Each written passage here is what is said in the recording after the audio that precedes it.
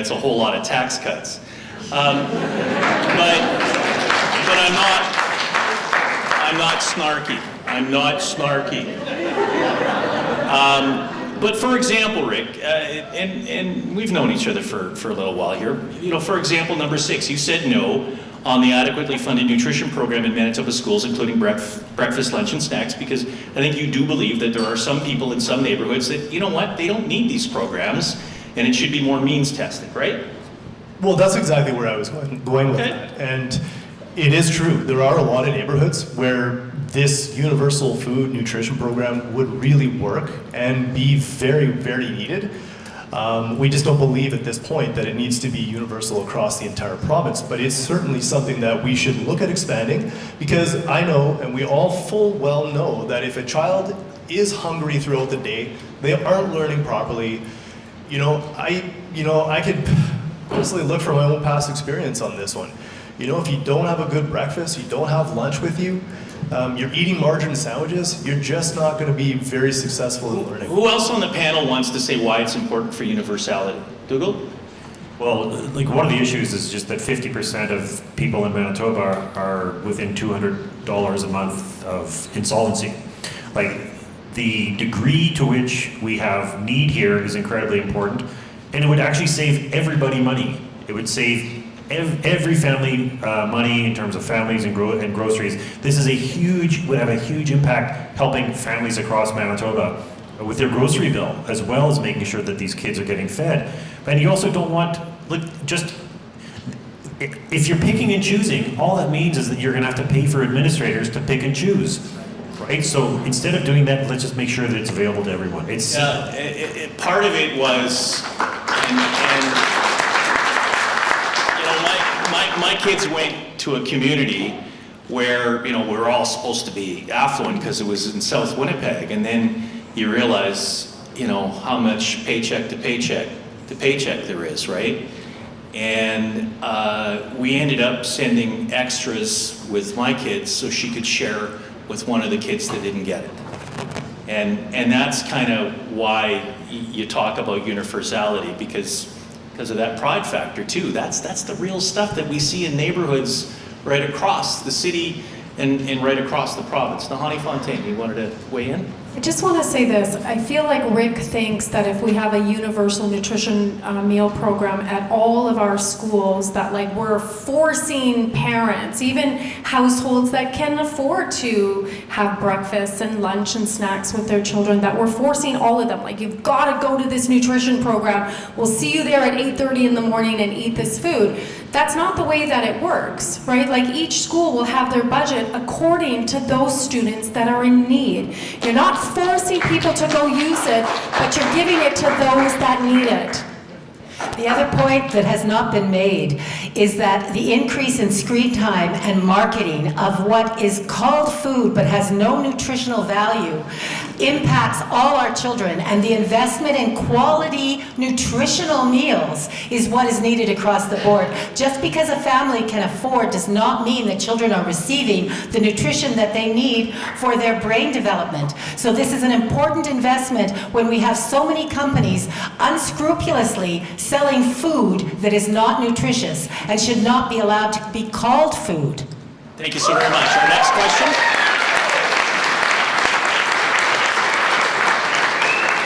Nice and loud. Hi, this is a question for everyone. So everyone on the panel, thank you all for coming tonight. Unfortunately, I was here yesterday for the funeral of a friend who had passed away because they had severe issues with drug addiction. And that is a word I haven't really heard come up this evening. I would like that, and that goes with poverty and homelessness, and they did struggle with this. And I'm wondering if anyone would give me 1 or 2 things that they would do to proactively reduce the number of people in Winnipeg or in Manitoba who struggle with addiction and substance abuse. One of the critical issues facing Manitoba right now. Nahani Fontaine. So first, let me offer my condolences to you and to the friends and family of your friend that passed from addictions. As many people know, my own mother died of a heroin overdose when she was 42 years old. And she died, my mom was living on Vancouver's downtown east side for the last 14 years of her life. And at that time, the drug supply that was going around was pure. It was fentanyl. It was heroin mixed with fentanyl. And she died on the floor of a bathroom stall. And at that time, they didn't have insight yet. And our NDP caucus has been fighting and advocating for a safe consumption site so that we don't lose individuals to overdose, that we are offering a place where folks can get those supports and those wraparound services as well, but also safe consumption. There seems to be a disconnect when we talk about folks that struggle with addictions as if they don't deserve to live, as if they don't deserve the supports that they should be getting. We're in an addictions crisis here in Manitoba for a long time. My colleague Bernadette Smith has been advocating to have those numbers. We don't even know what the numbers are in Manitoba. We can't even, how can you plan when you don't even have the accurate numbers? We have been advocating for mental health supports and more addiction services.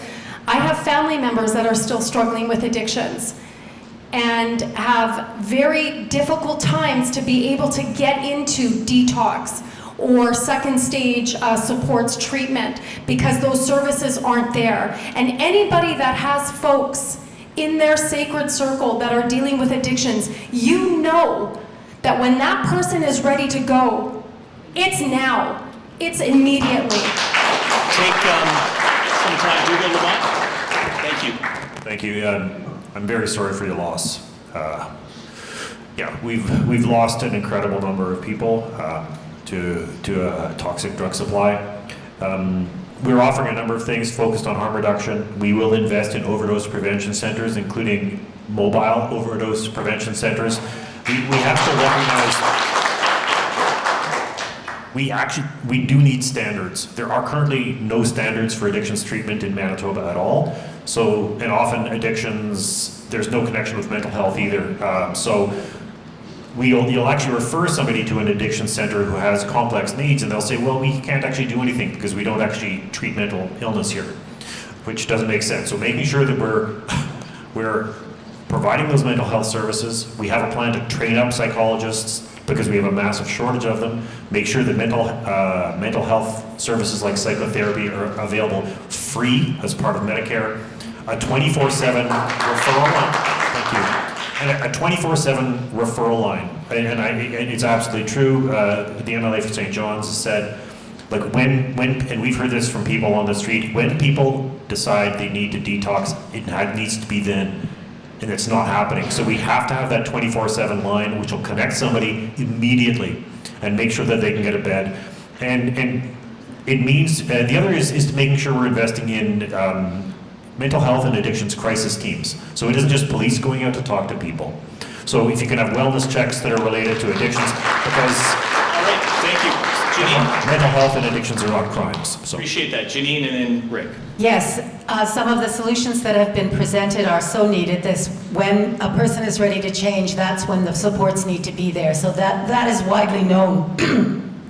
When I was helping women leave street sex work, I would often say, alcohol is metabolized just like sugar, and that's why there's such an epidemic of diabetes and issues around that. Women, they said, why do we not know this? Why do we not understand how our bodies work and what we need to be healthy? So there's so much that can be done in terms of prevention to educate people and prevent the destruction. My father drank himself to death. I know firsthand what mental illness and alcoholism and addiction can cause. So we need many more family supports and prevention so that the children, he taught me what not to do by living a very sad and destructive life. But there needs to be many more social social supports for the families. I'm not talking about funding experts from away. I'm talking about healing circles where we share together. This is the kind of community support that grounds us, where we're able to spend time close to nature. We're able to spend time working with Turtle Island directly so that we are healed by the natural world instead of it being destroyed for corporate profits while our souls and spirits are destroyed by addictions. Rick Schoen.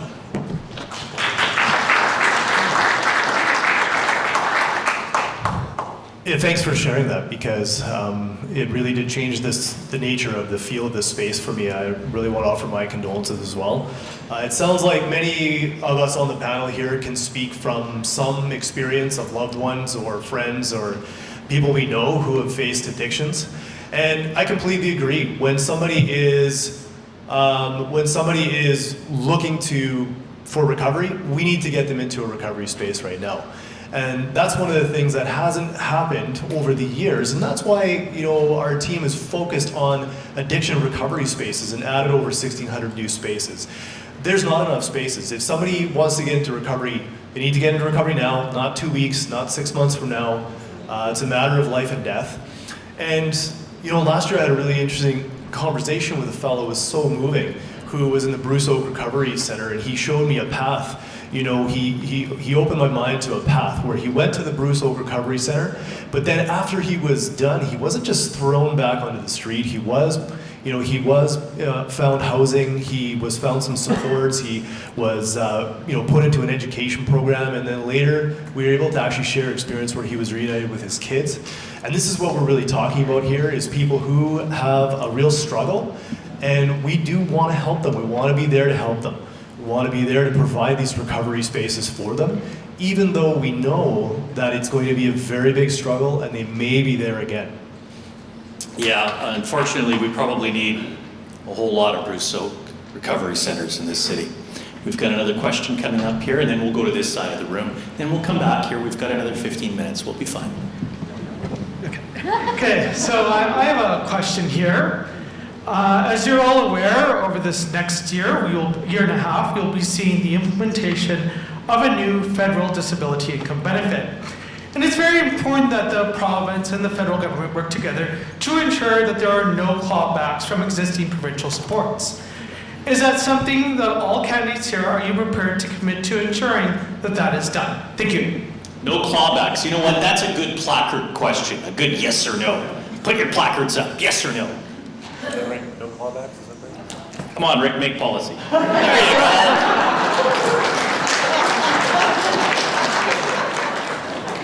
go. Your secret is safe with us. Question where? Over here, yes. Hi. First of all, I have very little, I feel very little about PCs, because one time when I was at the legislature and Dougal Lamont and somebody else was talking about poverty issues, and the PCs all laughed. And I couldn't even hear what they were saying. So I lost my faith in PCs. And Dougal, you and I have talked extensively a few times.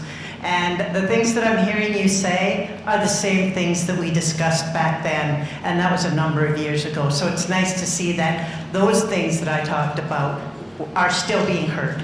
Your question, please. My question is provincially, with transit issues, with the transit, I know you were asked, but how is the provincial government going to provide funding for people that need to use transit, hopefully free transit, but I'll settle for a sliding scale? Okay, Dougal, you can let's go 30 seconds each here. I want to get as many questions in as possible. Thank you. No, it's nice to see you again. My friend, we met 5 years ago. No, it's nice. Look, that's something we would actually consider as part of our green plan. So our green plan, we have a $300 million green plan, which is intended to help out cities with transit. That's one of the things that it could do. And we would certainly encourage making sure that as many people can use transit as possible. Nahani? Miigwech, for your question, that's certainly something that the NDP will look into and certainly will consider as well. Miigwech. The Green Party has long supported free transit. We need electrical transit, and we need it to be free, not just within our cities, but within our whole province and between our provinces. Rachel. Yeah, transit is obviously a very important part of people's getting around every single day. At this point, we wouldn't be able to commit to free transit, but what we want to do is be able to continue supporting municipalities with money to, fund their transit programs as well. And I think it goes without saying too, there's one other thing that we didn't talk about is that we also need to be looking at the safety on transit. That is a big conversation right now and something that we really need to focus on digging into. All right, thank you so very much. Right over here, please.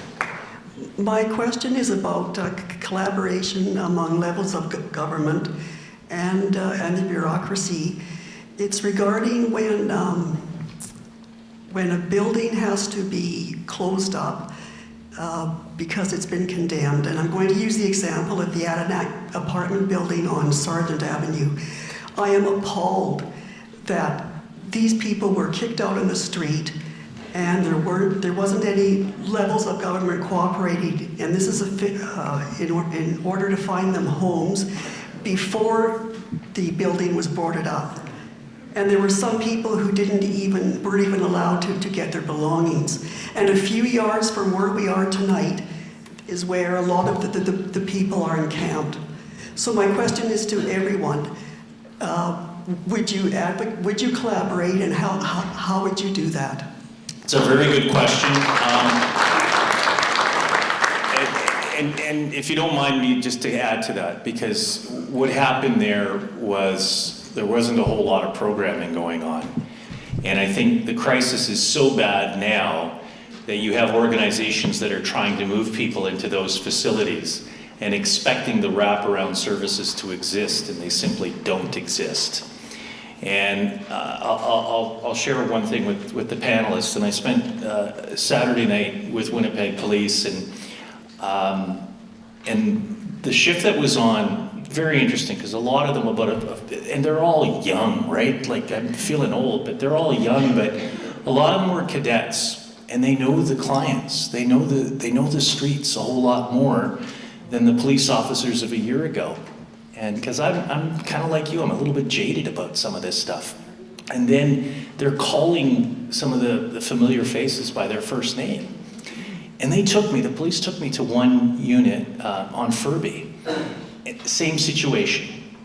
And this is the convergence of crime, of mental health, of addictions, smattered with grandma raising grandkids in this. And candidates, it really, and I know Nahanni Fontaine, you've spent a lot of your career advocating to change that system. So I'll start with you, because that has to change, and it has to go across all party lines, because this is the crisis that we see in our inner city and pockets of Winnipeg and outside the city of Winnipeg. So I apologize for taking some time and making a speech here, but please build on that question and what has to be done. So first off, Miigwech, for your question, I think it's a really important question, and I would submit that each and every one of us in this room know of examples like that. What I want to say is that what we've seen in the last 7 years is a government that has not played very nicely with different levels of government, including the federal government.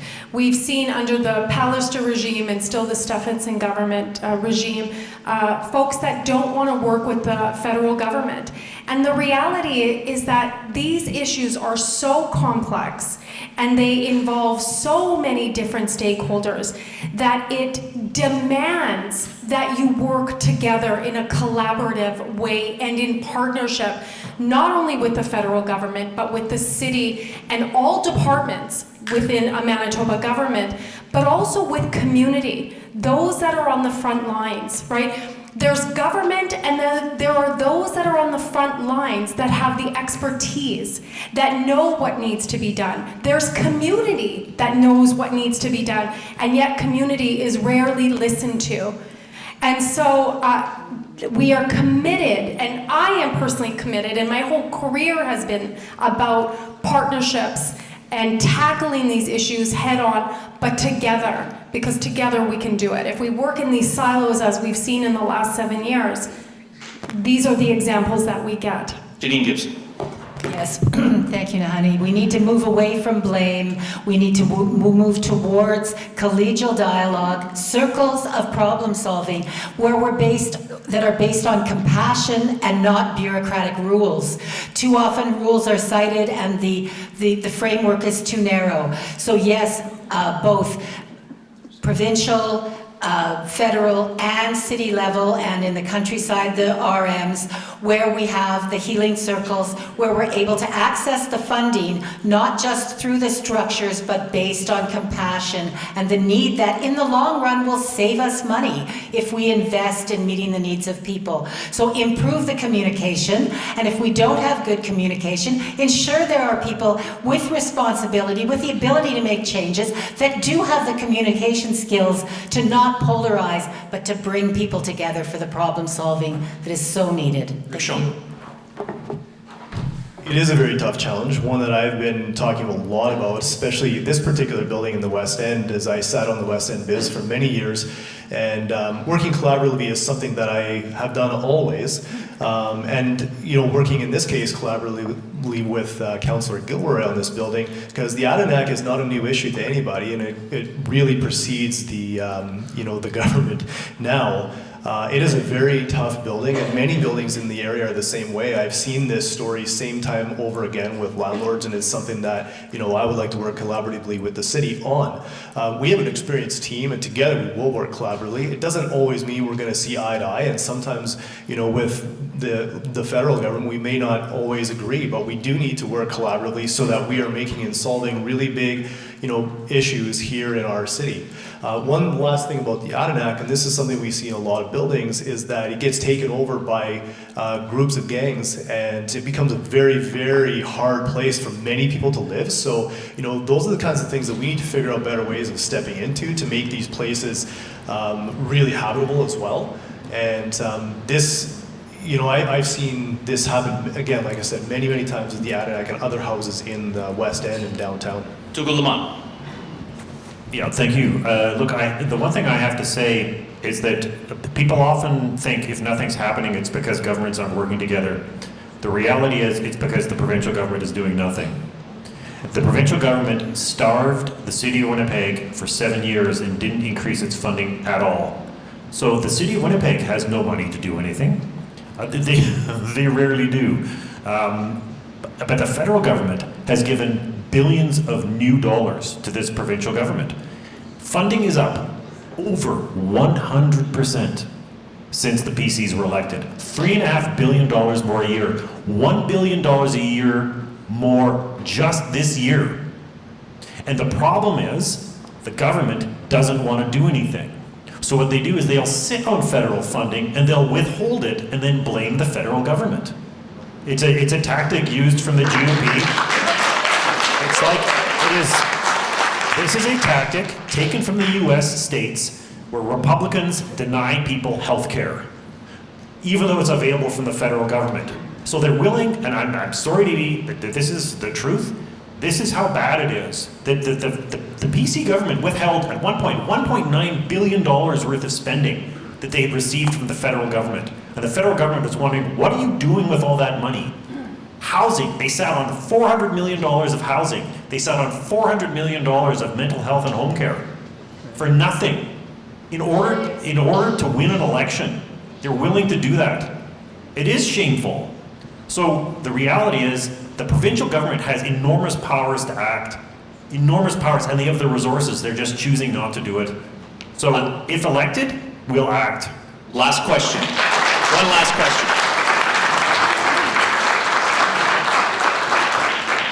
I got two questions. First is, are you sure I can't take this mic? My question, Faster than me. The question is directed to Nahani and Rick. So in 1989, the Canadians identified child poverty as a major problem. The goal was to eliminate child poverty by 2000.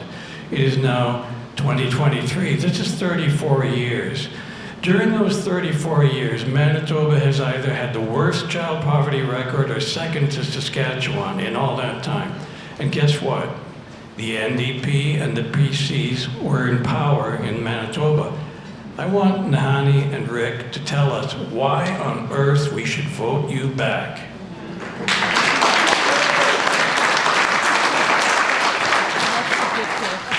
Miigwech, for your question. I was just a little girl in 1989 when that commitment was made, but certainly Manitoba has gone back and forth, PC, NDP. And the reality is that we certainly need to do better. And the Manitoba NDP did put in legislation to deal with poverty. The PCs got rid of that as soon as they came into power. Let me say this, is that we are a new NDP. We are a completely new caucus. We have individuals in our caucus that have been doing anti-poverty work for years. We have people in our NDP caucus that have lived and survived poverty, some of the worst levels of poverty that you could ever imagine. And so, including myself. And so for myself, this is, I didn't get in politics, I didn't get elected to maintain the status quo. I didn't get elected to do nothing. I got elected to be a part of a team that is committed to transformative change. And our team is committed to that. And this is a new NDP team. And we are committed to dealing and tackling poverty, including child poverty. And so why should you give us your vote? Because it's time for a change here in Manitoba. It's time to elect people that truly care about Manitobans and all Manitobans. All right, thank you. Rick Schultz.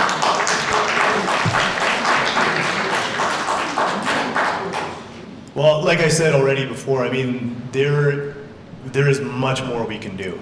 And when I hear that Nahani is saying that there's a new NDP team, to be honest, that is one of the reasons why I joined the PC team, because it makes me really nervous to think about a team with the experience that the NDP group has. I never saw a team that was unified. I saw a team that was divided. I do see a leader who doesn't fully understand the economic aspect of our province and how we can use that, and how we can use that to support and fund the services that we need here in Manitoba. So we have a team, we've put together a strategy. More can be done. It is playing out right now.